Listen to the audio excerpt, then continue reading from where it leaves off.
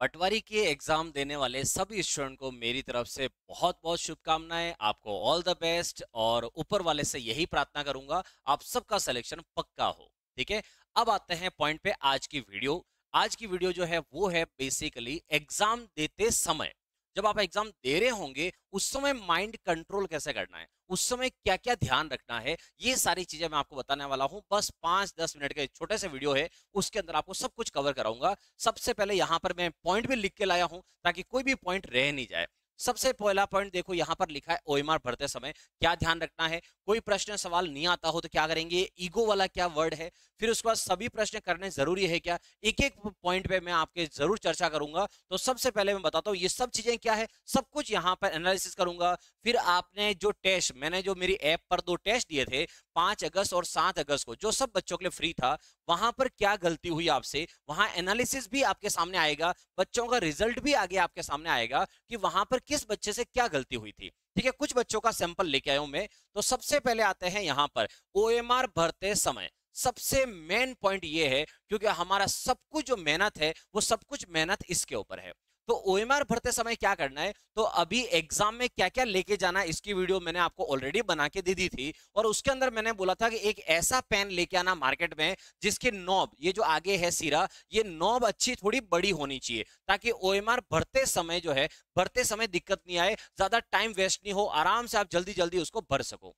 ठीक है, पहला पॉइंट। दूसरा देखो, हर एक स्टूडेंट जानता है कि सर ओएमआर भरते समय पेन बाहर नहीं जाना चाहिए ज्यादा वगैरह, ये तो आप सब जानते ही हो, ये बड़ी बात नहीं है। अभी लेटेस्ट अभी अभी एक भर्ती जो हुई है उसमें मेरे जो बड़े भाई हैं वो गवर्नमेंट टीचर है ऑलरेडी, तो उन्होंने जहां एग्जाम सेंटर था वहां पर एक नई चीज मेरे को देखने को मिली है, अभी अभी उन्होंने मुझे बताया था, इसलिए आपके सामने वो रखना चाहता हूं। उन्होंने बताया कि एक स्टूडेंट एग्जाम में ऐसा मिला था उनको जिसने पांचवा क्वेश्चन, जो सॉरी पांचवा ऑप्शन, पांचवा ऑप्शन जो है उसने क्या किया, पांचवा ऑप्शन उससे 10% से ज्यादा मतलब 20-30 जो है वो छोड़ दिए। मतलब उसे गोले भरे ही नहीं, 20-30 क्वेश्चन ऐसे थे जिसका एक भी गोला नहीं भरा उससे। तो फिर ऐसे में क्या होगा, तो भाई ध्यान रखना उसने ऐसा क्यों किया। जब उससे पूछा तो उसने क्या बोला, सर मेरे पास टाइम नहीं मिला। भाई आपको 10 मिनट मिलते हैं अलग से, तो ये गलती आपसे नहीं होनी चाहिए। कि क्या है पॉइंट समझना, आपके पास 5 गोले होंगे टोटल मिला के, 5 गोले में से आपको 4 तो होंगे आपके सवाल के कि भाई 4 में से एक तो भरना है। अगर आपको सवाल नहीं आ रहा, बिल्कुल नहीं आ रहा है, तो आपको पांचवा भरना जरूरी है।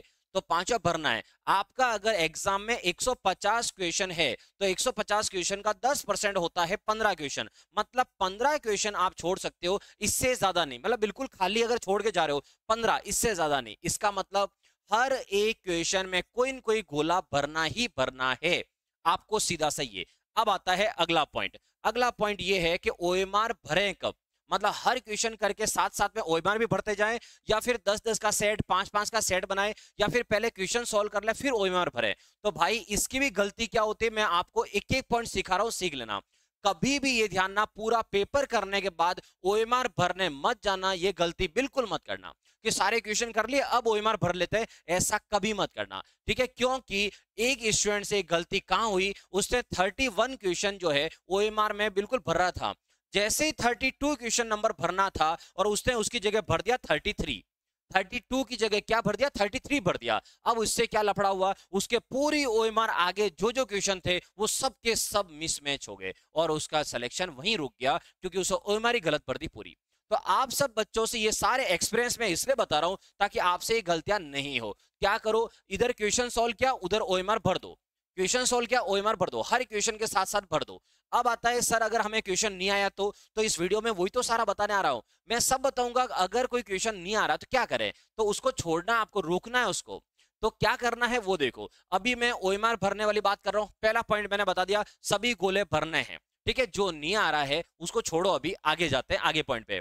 ठीक है, उसके बाद देखो, किसी भी बहकावे में आके तुक्का ना लगाएं। ये अभी अभी ये मेरी जो ऑफलाइन क्लास हो रही थी उसमें एक स्टूडेंट ने मुझसे पूछा कि सर तुक्का कैसे लगाए आप ये बताओ। मैं कभी मैथ्स और रीजनिंग में तुक्का लगाने के लिए बोलता ही नहीं हूं। तो किसी भी बहकावे में आकर ऐसा नहीं है कि कुछ टीचर आपको ऐसा भी मिलेंगे जो बोलेंगे कि देखो बच्चों एग्जाम में बी सबसे ज्यादा आता है तो कुछ नहीं आए तो बी भर देना। भाई ऐसा मैं कभी नहीं कहता, ऐसे बहकावे में मत आना। कोई बोलेगा बी भर देना, कोई बोलेगा सी भर देना, कोई बोलेगा डी भर देना, ऐसे कृपा करके आप आप बिल्कुल मत फंसना किसी की बातों में। उसके बाद एक और चीज सामने आई है कि अगर एग्जाम में आपके आसपास कोई बैठा है और आप उससे सवाल पूछ रहे हो, क्या आपको सवाल का जवाब बिल्कुल सही देगा? क्या लगता है आपको, सही देगा? ऐसे मत करना, क्या पता वो आपका सिलेक्शन रोकना चाहता हो, तो क्या पता वो पास होना चाहे और आपको पास नहीं होने दे, तो आपको गलत आंसर बता दे, तो इसलिए पड़ोसी से मत पूछना कि तू जो भर रहा तेरे भर, कोई बात नहीं, मुझे मत बता, तू तेरा काम कर। मतलब पूछना ही नहीं, अपने जितना आ रहा है उतना ही करना है। ठीक है, ये सारे पॉइंट मैं लिख के लाया था। उसके बाद आगे आते हैं रोल नंबर। भाई रोल नंबर भरते समय इतना तो हर बच्चा जानता है, रोल नंबर भरते समय, ओएमआर भरते समय ध्यान ना, व्हाइटनर का यूज नहीं होगा। आपको वो भाई साहब लाके व्हाइटनर नहीं देंगे कि ले बेटा तेरे गलत ऑप्शन में टिक कर दिया है, एक काम कर, बी गलत सी गलत कर दिया, बी पे कर दे या व्हाइटनर लगा दे। व्हाइटनर का यूज नहीं होगा, आप सबको अच्छे से पता है ये बात। तो ये था ओएमआर भरते समय क्या क्या ध्यान रखें, पहला पॉइंट। क्लियर है सबको? चलो दूसरा पॉइंट आते हैं। दूसरा पॉइंट क्या है, अगर कोई प्रश्न या सवाल नहीं आता हो तो क्या करें? अब ये है किसके लिए? ये उन बच्चों के लिए है जिनको मैथ्स रीजनिंग आती है, जिनको जीके बहुत अच्छी आती है, जिनको हिंदी बहुत अच्छी आती है। ये ईगो ले डूबता है एग्जाम में। अब ईगो का क्या मतलब है? जैसे मैं मैथ्स का टीचर हूं, अगर मैं एग्जाम देने जा रहा हूं और कोई सवाल नहीं आ रहा है तो मैं उसके पीछे पड़ा हुआ हूं, नहीं ऐसा कैसे हो सकता है, मैं तो मैथ्स का टीचर हूं, मुझे सवाल कैसे नहीं आ रहा है? ये ईगो अगर आपका लेकर 5 मिनट अगर एक क्वेश्चन में चला गया तो ये आपका ईगो किसी काम का नहीं, बेकार है ईगो। क्योंकि 5 मिनट अगर ये चला गया तो भाई मेरे, अगर एक सवाल 2 से 3 मिनट तक खींच के ले लो, बस 2 से 3 मिनट तक अगर नहीं आ रहा है तो छोड़ दो उसको अभी के लिए। अगर टाइम मिला तो हम आके बाद में देखेंगे, जब पेपर हो जाएगा उसके लास्ट में अगर टाइम मिलेगा तो देखेंगे। लेकिन ये ईगो के चक्कर में टाइम वेस्ट मत करना, क्योंकि सबसे बड़ी आपको गिल्ट फील कब होगा, सबसे बड़ा पश्चाताप होगा जब एग्जाम के लास्ट में आपका पेपर छूट जाएगा और आप सोचोगे यार काश वहां पर मैंने इतना टाइम नहीं बिगड़ा होता तो मेरे 2 क्वेश्चन ज्यादा होते। और उसमें भी सबसे ज्यादा दिक्कत क्या है, पेपर छूटने के बाद ऐसा क्वेश्चन छूट जाना जो आपको आता था। इसलिए ईगो को साइड में रखकर एग्जाम में जाएं, ईगो में ना फंसे कि नहीं मैं तो करके छोड़ूंगा, ऐसा बिल्कुल ना करें। ठीक है, इस चीज का जरूर ध्यान रखें। अगर कोई क्वेश्चन नहीं आ रहा है, थोड़ा थोड़ा 50-50% आ रहा है, तो क्या करना है वो आगे लिखा हुआ है, आगे बताऊंगा। चलो अगला पॉइंट देखो, क्या सभी प्रश्न करने जरूरी है क्या? ये सबसे मेन पॉइंट है और ये मैं आपको आगे पेपर का एनालिसिस करके बताऊंगा कि क्या सभी क्वेश्चन करने जरूरी थे क्या। तो पॉइंट है कि भाई 150 प्रश्न अगर है तो क्या हमें 150 के 150 करने जरूरी है क्या? ये अभी अभी राजस्थान में आरएस का एग्जाम हुआ, फर्स्ट ग्रेड का एग्जाम हुआ, उसके अंदर जीके बहुत हार्ड आई थी। उस वजह से क्या हुआ, बहुत सारे बच्चों के 100 में से 40 क्वेश्चन ही सही हो रहे थे, बाकी उनको आ ही नहीं रहे थे। तो उन्होंने बच्चों ने क्या किया कि 100 में से 40 आ रहे तो मेरा सिलेक्शन तो होगा नहीं, तो उन्होंने क्या कर दिया, साथ में 20-30 तुक्के और मार दिए, 20-30 साथ में तुक्के और मार दिए, और वहां से वो क्या, वो तुक्के वो माइनस मार्किंग में चले गए और वो उनका सिलेक्शन रुक गया। जबकि कट ऑफ देखो आप 40% के आसपास तो कट ऑफ गई थी, मतलब अगर वो 40 के 40 क्वेश्चन भी सही कर लेता तो भी उसका सिलेक्शन हो जाता। तो पॉइंट क्या है, पॉइंट है कि भाई कट ऑफ जाती है हमारी 70% के आसपास, 70% के आसपास कट ऑफ जाती है अगर नॉर्मल पेपर है तो। अगर पेपर हार्ड हुआ तो कट ऑफ और कम चली जाएगी, अगर पेपर बिल्कुल सिंपल है तो कट ऑफ थोड़ी और ऊपर चली जाएगी। लेकिन एक टारगेट है कि 70% के आसपास नंबर, 70 से 80% के आसपास नंबर आपके अगर मिल जाए तो बहुत है, मतलब 15-8 120। अगर 120 प्रश्न आपके अच्छे से हो रहे हैं तो 120 प्रश्न अगर अच्छे से हो रहे हैं उसके बाद आप आगे जाके तुक्का लगाने का सोच सकते हैं। ठीक है, बात समझना मेरी, ठीक है, अच्छे से ध्यान ना, क्या कह रहा हूं मैं, गौर देना इस बात पे कि आपको सारे क्वेश्चन करने हैं क्या, क्या 150 के 150 करके आने हैं क्या? भाई जो नहीं आ रहा है उसको भी जबरदस्ती कर रहे हो तो ऐसा मत करना। आपका टारगेट लेके चलो कि भाई 120 क्वेश्चन तक मुझे पहुंचना है, 120 क्वेश्चन तक मेरे अगर सही हो गए तो इसका मतलब मेरा बेड़ा पार हो जाएगा, मतलब मैं 80% अगर नंबर लेके आ जाऊं अच्छे, मतलब बिल्कुल सही है मेरे, तो यहां से मेरा काम तो बन जाएगा। तो इसका मतलब है आगे थोड़ा बहुत आप रिस्क ले सकते हैं। ठीक है, अब आता है आगे, क्या पास होना है कि टॉप आना है? तो इसका मतलब ये अच्छे से जानना कि पास होना है कि टॉप आना है। मैं क्लास में जब भी टेस्ट लेता हूं हमेशा ये बात बोलता हूं कि आपको पास होना है कि टॉप आना है।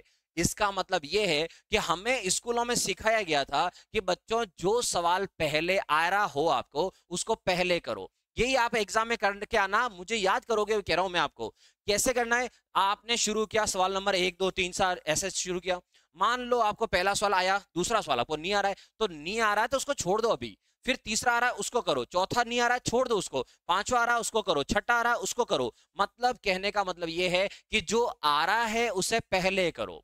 क्योंकि दिक्कत ये है कि हम क्या करते हैं, हम पहले सवाल से भिड़ जाते हैं सीधा, नहीं आ रहा तो भी कर रहे हैं, पहला कर रहे हैं, दूसरा नहीं आ रहा तो भी कर रहे हैं, हम अपना टाइम वेस्ट ज्यादा कर लेते हैं इस चक्कर में, जो नहीं आ रहा उसके चक्कर में। इसलिए हमेशा याद रखना, एग्जाम देते समय जो क्वेश्चन आपको आ रहा है उसको अच्छे से कर लो, पहले ओएमआर पूरी भर दो अच्छे से कि जो जो आ रहा है वो कर लो। इससे क्या होगा, आपका कॉन्फिडेंस लेवल बढ़ जाएगा कि चलो मेरे को जो जो आ रहे थे कम से कम वो तो सारे मैंने कर दिए। अब उस पे आओ जो आपको 50-50% लग रहा है कि यार ये हो सकता है ये नहीं हो सकता, वहां पर जाना है। तो याद रखना, टॉप आने का मतलब है 150 में से 150 करके आऊंगा मैं तो भाई ऐसी धारणा मत रखना कि मुझे सब करके आने हैं। भाई कुछ क्वेश्चन छोड़ना भी आना चाहिए, ठीक है, ये छोड़ना सबके बस की बात नहीं है। क्वेश्चन छोड़ के आना भी एक जो है इंपॉर्टेंट पॉइंट होता है कि कौन कौन बच्चा क्वेश्चन छोड़ के आ सकता है, वो रिस्क ले सकता है नहीं ले सकता, वो मैं टेस्ट का आपको एनालिसिस बताऊंगा, सब समझ आ जाएगा कि क्वेश्चन छोड़ना भी कितना अच्छा होता है। चलो आगे देखो, और आगे पॉइंट क्या है, नेगेटिव मार्किंग। बस ये है सबसे ज्यादा डुबोने वाला पॉइंट, ये है नेगेटिव मार्किंग। ये सबसे ज्यादा ले डूबेगा। और कब, जब कुछ नहीं आ रहा तो भी तुक्के लगा रहे, मतलब नहीं आ रहा तो भी तुक्के लगा रहे हैं, ये सबसे खतरनाक पॉइंट है। और कैसे है, आपके सामने है एग्जाम्पल, आपके सामने एग्जाम्पल लेके आता हूं। थोड़ा सा जो व्हाइटनेस मैं कम कर देता हूं ताकि आपको अच्छे से दिखे, तो यहां से व्हाइटनेस कम कर रहा हूं, ठीक है। अब देखो आपको सिखाता हूं, यहां पर बताता हूं, सिखाता हूं क्या। देखो मैंने लिया था टेस्ट 5 अगस्त का, आपको एग्जाम बता रहा हूं, पूरा एग्जाम देखना समझना। 2-3 बच्चों का मैंने एग्जाम्पल लिए, यहाँ पे क्या है देखो, ये है यहां से पेपर हुआ था उसमें जिसकी फर्स्ट रैंक बनी है। फर्स्ट रैंक वाले बच्चे ने क्या किया समझना, फर्स्ट रैंक वाले ने 45 के 45, क्योंकि मैंने 45 क्वेश्चन का मैं टेस्ट लिया था, तो 45 क्वेश्चन उसने अटेम्प्ट किए सारे के सारे। लेकिन इस बंदे के 43 सही है, 43 सही है। तो ये देखो कॉन्फिडेंस ये होता है, मतलब 45 किए कोई बात नहीं, लेकिन 43 सही भी तो है। और यहां पर 2 इसके इनकरेक्ट गलत है, तो 2 गलत है सिर्फ, तो 2 गलत हुए और अनअटेम्प्ट 0 है, मतलब उसे अटेम्प्ट तो सारे किए, तो अनअटेम्प्ट 0 है, तो इसलिए इसकी फर्स्ट रैंक बनी क्योंकि इसके 43 सही है। लेकिन अगला जो है, अगला वाला उसने क्या किया जरा देखो, अगला वाला जो है ये है इसकी रैंक हुई 14, 14 नंबर की रैंक चली गई इसकी। क्यों चली गई समझना, इसने 41 क्वेश्चन किए हैं, ठीक है, 41 क्वेश्चन किए जिसमें से 26 इसके करेक्ट है, और इसने गलत कितने कर दिए, 15 इनकरेक्ट है। कितने इनकरेक्ट है, 15। मेरे भाई यही तो आपको सिखा रहा हूं, एग्जाम में क्या ध्यान रखो, अगर 26 सही है और अगर मान लो 2-4 गलत हो जाते तो नंबर अच्छे खासे आ जाते, लेकिन इस भाई साहब ने क्या किया, 15 गलत कर दिए। तो 15 गलत करने की वजह से क्या हुआ, 1/3 के हिसाब से देखे तो 5 नंबर माइनस हो गए। तो ये ध्यान रखो, आपको यहां कंट्रोल करना है, जो नहीं आ रहा है तो मत करो, जो आ रहा है उसको करो, कॉन्फिडेंस से करो। जो नहीं आ रहा है इतना नेगेटिव में मत जाओ, आपकी रैंक सीधी नीचे डुबा देगा वो। तो यहां से रैंक सीधी इसकी देखो, 41 क्वेश्चन करने के बावजूद इसकी रैंक 14 पे आके अटक गई, क्योंकि नेगेटिव इसको ले डुबा। आई बात समझ में। और देखो एक स्टूडेंट का आंसर, एक स्टूडेंट है इसके देखो इसने कितने किए, ये सबसे शानदार स्टूडेंट ये था जिसके 45 के 45 इसने अटेम्प्ट किए, 45 के 45, और इस भाई साहब के 9 सही है। कितने सही है, सिर्फ 9। और इसके देखो 36 गलत है, और इन्होंने एक भी नहीं छोड़ा है। अच्छा क्यों नहीं छोड़ा होगा, अरे ये तो सर की ऐप है क्या फर्क पड़ रहा है, लेकिन भाई यही तो साइकोलॉजी है एग्जाम के टाइम पे। एग्जाम में यही तो ध्यान रखना, आपको आपको सारा कंट्रोल इसके ऊपर रखना है। मतलब 45 के 45 अटेम्प्ट करने वाले की रैंक लास्ट में से सेकंड लास्ट है, सब सेकंड लास्ट है, सबसे लास्ट में से दूसरा नंबर उसका आया है। तो अब सोचो क्यों, क्योंकि भाई साहब ने 36 इंटू 1/3, 36 इंटू 1/3 माइनस मार्किंग है, तो 1/3 वाला 12 नंबर चले गए। भाई इसके आए 9 है और 12 चले गए, मतलब माइनस के 3 नंबर आए इसके। अब आप सोचो, ये होता है छोड़ना, छोड़ना भी आना चाहिए, अनअटेम्प्ट 0, उसे एक भी नहीं छोड़ा है। भाई अगर नहीं आ रहा तो छोड़ना भी आना चाहिए, लेकिन कितने छोड़ने ये डिपेंड करता है कि आपको कितने एग्जाम में 150 में से कितने आपको सही आ रहे हैं और कितने नहीं आ रहे, तो वो भी डिपेंड करता है कि छोड़ना है तो कितना छोड़ना है। ऐसा नहीं है कि 150 में से 50 क्वेश्चन ही आ रहे हैं और मैं तो सर ने बोला था कि 100 छोड़ के आ जाना, 50 ही तो आ रहे हैं, तो भाई बिल्कुल ऐसे भी मत करना कि कुछ आ ही नहीं रहा है, ठीक है। फिर आते हैं अगला, देखो 7 अगस्त का टेस्ट हुआ था, इसके अंदर मैंने 2 बच्चों का सैंपल लिया है। देखो यहां से फर्स्ट रैंक वाले ने क्या किया, जिसके फर्स्ट रैंक आई है उसने 43 क्वेश्चन अटेम्प्ट किए, कितने 43 अटेम्प्ट किए, जिसमें से 39 इसके सही है, और इसके देखो 4 इनकरेक्ट है और 2 भाई साहब ने छोड़ दिए। अब इसकी रैंक फर्स्ट है, ये चाहता तो सारे कर सकता था, लेकिन फिर भी इसने 2 छोड़ दिए। वो 2 छोड़ने से क्या हुआ, उसके 2 नंबर नेगेटिव होने का रिस्क कम हो गया। तो इसलिए छोड़ना भी एक कला है, तो यहां पर ये ध्यान रखें। और एक लास्ट और देखो, इसकी रैंक देखो, ये इसने भी क्या किया, 7 अगस्त वाला जो टेस्ट था 45 के 45 क्वेश्चन करके आया एग्जाम में। अब देखो कितने सही हुए, 13 सही हुए, इसके सिर्फ 13 सही हुए। रैंक कौन सी आई, 30 नंबर की रैंक आई है इसके। तो इसका मतलब 45 अटेम्प्ट किए, 13 सही है, और 13 सही और 32 गलत है। कितने गलत है, 32। और मैंने ये चीज नोटिस करी है, जिस बच्चे को क्वेश्चन कम हो रहे हैं, जिस बच्चे के जो है सही वाले, अगर सही वाले कम हो रहे हैं, तो वो बच्चा क्या कर रहा है, वो गलतियां बहुत ज्यादा कर रहा है।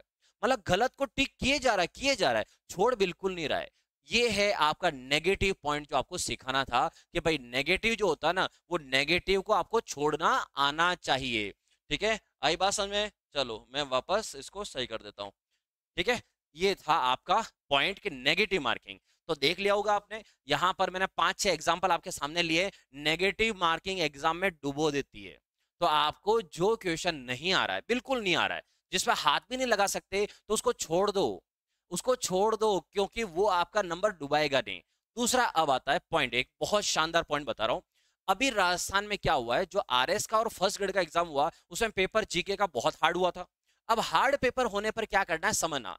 अगर आप अच्छे से साल भर से तैयारी कर रहे हो, और बहुत जम के तैयारी करी आपने, और कुछ सवाल ऐसे आ रहे हैं, कुछ क्वेश्चन ऐसे आ रहे हैं जीके या किसी के भी, जो बहुत आपने कहीं देखा भी नहीं है, तो भाई उस दिन साइकोलॉजी ध्यान रखना दिमाग में, कि यार इतना हार्ड क्वेश्चन, मैंने सब कुछ पढ़ा फिर भी ये क्यों नहीं, मुझे नहीं आ रहा है। इसका मतलब हो सकता है दूसरों को भी नहीं आ रहा हो, मतलब वो इतना हार्ड है कि शायद दूसरों को भी नहीं आ रहा होगा। तो इसका मतलब ऐसे क्वेश्चन छोड़ने में भलाई है।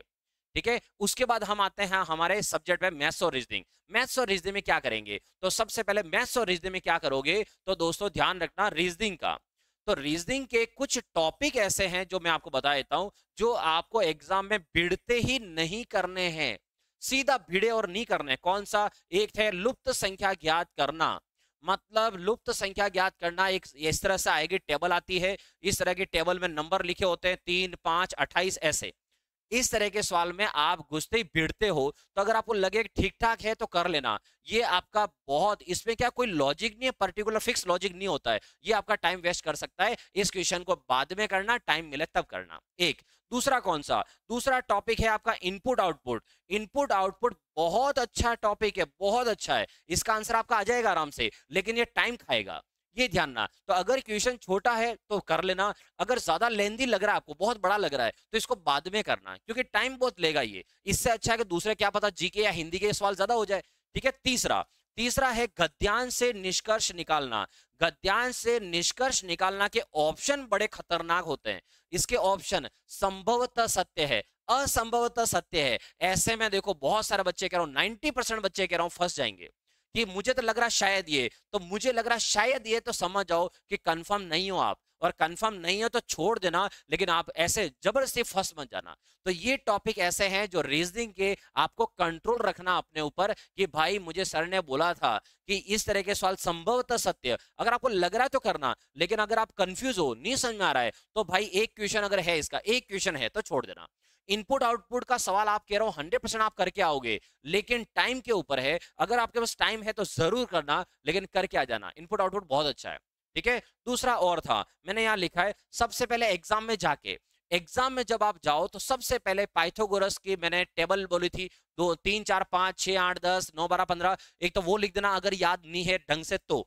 दूसरा आप व्रत की टेबल लिख देना। व्रत की टेबल कौन सी, 3.5, 7, 22, 38.5, 7, 14, 44, 154, याद है, 10.5, 10.5 का, फिर आगे उसकी व्यास 21, फिर 66, फिर 3, 4, 5, 6, वो वाली टेबल लिख देना एक, क्योंकि वो 4 टॉपिक में काम आती है। उसके बाद मैंने लिखा है A to Z, ABCD। ABCD 100% काम आएगी। ABCD में कौन सा, A से लगाकर M और N से लगाकर Z, ये वाला आपकी ABCD 14 से 26, ये वाले नंबर और ABCD लिख लेना, अगर जिन बच्चों को नहीं आती है, ताकि आपके बैठे बैठे क्या करोगे आप, क्योंकि आपको टाइम मिलेगा वहां पर बैठे बैठे, तो वहां पर आप ये चीजें लिख लेना। इससे क्या होगा, आपको एग्जाम में हेल्प मिल जाएगी। ठीक है, अब और कोई पॉइंट यहाँ रह गया तो आपको मैं बता दूं, यहां से हो गया 80% टारगेट वाला, ये बता दिया। उसके बाद पास होना है ये कर दिया, नेगेटिव मार्किंग हो गया। एक होता है सबसे खतरनाक, वो देखो सबके, मेरे साथ भी है, आपके साथ भी है, सबके साथ है, क्या है वो, है ऑप्शन। कौन सा ऑप्शन? एक ऑप्शन आएगा जब आप सवाल करोगे और उसमें आएगा इनमें से कोई नहीं, इनमें से कोई नहीं। मतलब आपने सवाल किया और 3 ऑप्शन जो ऊपर है उनमें अगर आंसर नहीं आया तो वहां पर इनमें से कोई नहीं लिखा हुआ आएगा। और हमारी साइकोलॉजी क्या है, हर स्टूडेंट की कह रहा हूं, साइकोलॉजी क्या होती है कि हमें एक लफड़ा ये लगता है कि हमारा जो आंसर है शायद वही गलत है, क्योंकि इनमें से कोई नहीं जब भी आता है हमें यही लगता है कि यार मैंने जो किया शायद वही गलत है, क्या पता दूसरा हो। तो वो सवाल को एक बार वापस चेक जरूर करेगा, हर स्टूडेंट एक बार सवाल चेक करेगा। आपको ध्यान रखना है कि अगर सवाल कॉन्फिडेंस से किया है तो कोई बात नहीं, इनमें से कोई नहीं, आराम से टिक कर सकते हो। ये सिर्फ साइकोलॉजिकल इफेक्ट है कि हमें वापस देखना पड़ता है एक बार कि कहीं मैं गलत तो नहीं हूं, और ये देखना भी पड़ता है। ठीक है, अब आते हैं पॉइंट पे, और क्या था। अगर दो ऑप्शन के बीच में कंफ्यूज हो रहे हो, अब क्या करूं, क्या सवाल करूं कि नहीं करूं, तो उसके लिए ये देखो, स्क्विड गेम जो है आपने वेब सीरीज देखी होगी, उसके ये सिंबल है। अब ये सिंबल मैंने कितनी बार बोला था कि इन सिंबल को यूज करना है, कैसे यूज करना है, चलो आ जाओ। अब मैं कह रहा था कि जो सवाल नहीं आया, स्टार्टिंग में पहला सवाल आपको आया, आपने कर लिया, दूसरा नहीं आ रहा है, तो मैंने क्या बोला था, अभी इसको छोड़ दो, बाद में देखेंगे। लेकिन हमें पता कैसे चलेगा कि मैंने ये सवाल किया कि नहीं किया? क्या मैं ओएमआर में जाके ढूंढूं कि कौन सा किया नहीं किया? तो आपको एक मस्त टेक्निक बता रहा हूं, वो टेक्निक याद रखना। ठीक है, वो टेक्निक क्या है, आपको क्या करना है, ये 3 सिंबल अपनी मर्जी से डिसाइड कर लेना। ठीक है, क्या है, देखो, यह सवाल मुझे बिल्कुल नहीं आता है, मैं इसके अंदर नहीं फंसूंगा, मुझे बिल्कुल नहीं आ रहा है, तो आप उस सवाल, जो सवाल नंबर जैसे 2 है, तो आप उसके ऊपर ऐसा गोला मार दो। ठीक है, इस तरह से गोला मार दो, बोले तो ये सर्कल, इस तरह से गोला मार दो कि इस सवाल को मेरे से नहीं हो रहा है, इसको मैं अगर टाइम मिला तो देखूंगा, वरना देखूंगा भी नहीं, देखूंगा भी नहीं, मतलब मुझे बिल्कुल नहीं आ रहा है ये तो। ठीक है, उसके बाद दूसरा देखो, इस सवाल में थोड़ा कंफ्यूजन है, इसको बाद में देखूंगा वापस या देखूंगी, मतलब मुझे लगभग थोड़ा थोड़ा आ रहा है, तो थोड़ा थोड़ा लग रहा है कि हाँ शायद ये है, तो शायद वाले के लिए, जैसे मान लो 3 नंबर है, तो शायद वाले के लिए जैसे ट्राइंगल मान लो। ये आपको डिसाइड करना है कि कौन सा आपको कौन सा लेना है, तो ट्राइंगल डिसाइड कर लो कि शायद थोड़ा थोड़ा मुझे लग रहा है कि ये आ रहा है और नहीं भी आ रहा है, तो बाद में देखूंगा। एक है कि अगर समय मिला तो ही देखूंगा, बाकी इसको छोड़ना ही है। जैसे ऑनलाइन अगर एग्जाम होता ना, तो ऑनलाइन में तो बहुत अच्छा होता, तो यहां पर क्या है, जैसे 4 नंबर है, इसको मुझे देखना ही देखना है, देखना ही देखना है, और ये है कि अगर टाइम मिला तो देखूंगा, और ये है कि बिल्कुल देखूंगा ही नहीं। तो पॉइंट समझना, ये 3 मैंने जो सिंबल लिए, वो 3 सिंबल इसीलिए लिए हैं यहां से, 3 सिंबल, मतलब ये है कि मुझे इसको करना ही नहीं है इस सवाल को। तो उससे क्या होगा, जब आप सवाल को, पेपर, जैसे पेपर है, अब मैं पेपर को जब खोल के देख रहा हूंगा, तो उस समय मुझे जैसे ये गोला नजर आ जाएगा, तो समझ जाऊंगा कि भाई इसको मुझे अभी नहीं छेड़ना है। तो फिर यहाँ पर त्रिभुज वाला में मुझे क्या था कि हाँ इसको मुझे जो है वो देखना है, अगर टाइम मिलेगा तो देखूंगा, टाइम मिलेगा तो देखूंगा। और ये वाला क्या कह रहा है कि इसको मुझे देखना था, मैंने जानबूझ के छोड़ा है, उसको मुझे देखना, उसको करना है। तो इससे प्रायोरिटी क्या सेट हो जाएगी कि सबसे पहले मुझे जो वर्ग है ये वाले सवाल करने हैं। अगर ये सारे हो गए, उसके बाद मैं इसके ऊपर आऊंगा ट्राइंगल वाले, कि ट्राइंगल वाले में से अगर कोई मुझे लग रहा है तो मैं करूंगा, और इसको तो मैं छोड़ के ही आऊंगा, इसको मैं छोड़कर ही आऊंगा। ध्यान रखना, एग्जाम में नेगेटिव मार्किंग डुबोएगी, इसलिए नेगेटिव मार्किंग से आपको बचना है, और जितना हो सकता है, जितने सही आए उतने पहले कर लेना। एग्जाम स्कूल याद करो, जो बच्चों पहले सवाल आए वो पहले करना। तो हमें 70 से 80% का टारगेट रखना है। बहुत हार्ड क्वेश्चन है, छोड़ देना, कोई दिक्कत नहीं, भले आपकी मैथ से बहुत ज्यादा हार्ड है, छोड़ दो, उसकी जगह जीके के 2 ज्यादा करो, हिंदी के 2 ज्यादा करो, कंप्यूटर के 2 ज्यादा करो, लेकिन एग्जाम के लास्ट में जो 10 मिनट है उसमें पूरा चेक कर लेना, और ओएमआर, हर क्वेश्चन के बाद ओएमआर भरते रहो, ताकि ऊपर नीचे जो लफड़ा है वो आपके नहीं पड़े। ठीक है, और एग्जाम में क्या ले जाना है क्या नहीं ले जाना है, इसकी वीडियो मैं पहले से आपके सामने बना चुका हूं, कि यहां से बेल्ट पहन के नहीं जाना है, आपको लंबे वाले जो मोजे हैं वो लंबे वाले मोजे नहीं पहनने हैं, ये सारी चीजें मैं ऑलरेडी एक वीडियो में बना चुका हूं।